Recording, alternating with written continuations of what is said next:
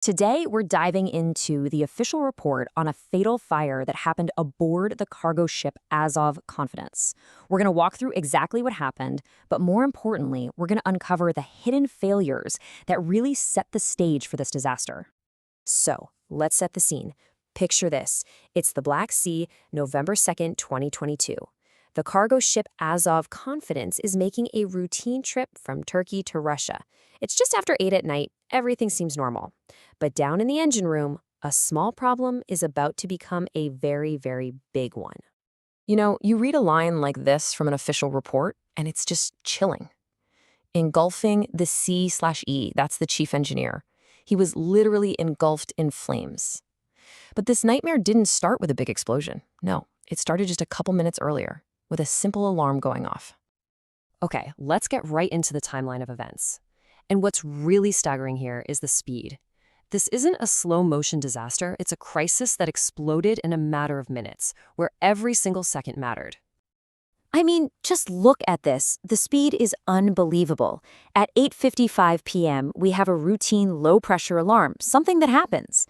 3 minutes later, there's a catastrophic fire, and a man has been forced to jump for his life into the sea. It's a flashpoint, a sudden escalation that gave the crew absolutely no time to think. And here's a really critical detail from the report. When they went to check out that alarm, they did it in isolation. They never called the bridge, the ship's nerve center. So up top, nobody had any idea that a dangerous situation was unfolding down below. That lack of communication was a huge problem. So, to really understand what went so horribly wrong, we need to talk about the system the chief engineer was trying to fix. Because this wasn't just any old pipe. This was a high-risk piece of equipment, and the decision he made next was the one that basically lit the fuse. Think of this thing as the ship's circulatory system, but for intense heat. It's pumping oil that's been heated to 180 degrees Celsius. We're talking nearly twice the boiling point of water, and it's doing it at up to 6 times normal atmospheric pressure. It's vital for the engine, sure, but it's also incredibly dangerous to work on while it's hot and running. And this is where we see that fatal shortcut. The chief engineer, he finds the leak at a part called a blind flange. Now, the correct procedure is to shut down the main engine, let the whole system cool off, and depressurize. But he didn't do that. He tried to save time. He left the system hot, pressurized, and running, and just tried to tighten the bolts on the leaking part. That tiny action caused the seal to fail, and suddenly a fine mist of superheated oil is spraying everywhere. That one shortcut, that was the mistake.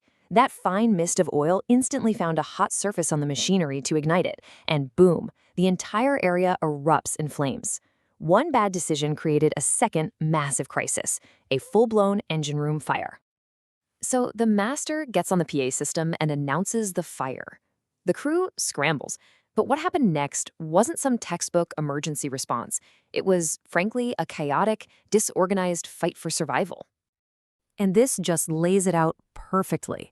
On the one hand, you have how you're supposed to fight a fire on a ship. You muster, get your gear on, and attack as a team. And on the other hand, you have what actually happened. People just ran straight to the fire with no protective gear, and everyone just started grabbing extinguishers and doing their own thing. It was a total free-for-all. Now, here's the crazy part. They actually did it. They put the fire out in 15 minutes, which is a real credit to their courage. But the official report is crystal clear. They were totally unprepared, and they got lucky. Their improvised tactics could have easily made things worse, letting the fire spread or getting more people hurt. They won the battle, but the investigation shows they were not ready for the war. A tragedy like this is almost never about just one person's mistake. It's about a whole chain of failures. Experts call it the Swiss cheese model. You've got all these layers of safety, and each one has some holes. A disaster happens when all those holes line up perfectly. The chief engineer's shortcut, that was just the last hole in the chain. And this number right here, this might be the most damning piece of evidence in the whole report. 0. Regulations say you have to do fire drills every single month. It's how you build muscle memory for an emergency. This crew had done 0. They were making it up as they went along because they had never practiced the plan. The report really doesn't pull any punches.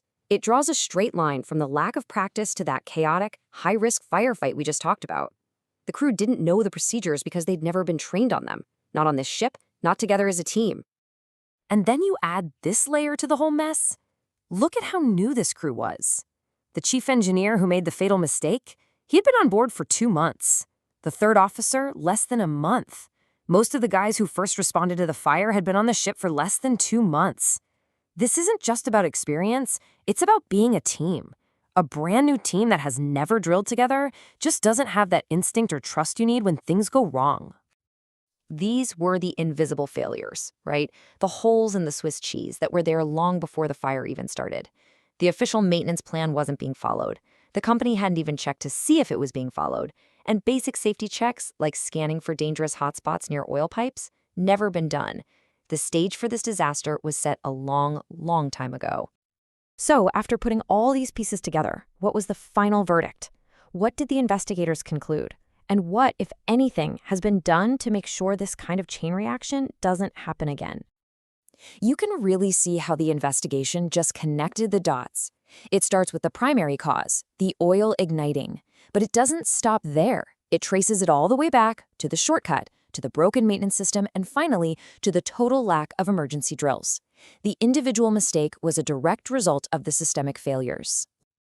And the good news is, in response, the company took some very real, concrete steps to fix these broken links in their safety chain.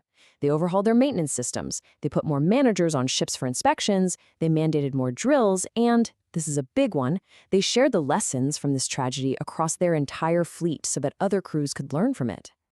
In the end, the story of the AZOV Confidence is just a really powerful reminder that safety isn't a rule book you stick on a shelf. It's a culture. It's a practice. It's about making sure every single link in that chain, from the maintenance guy to the training officer to the captain, is strong.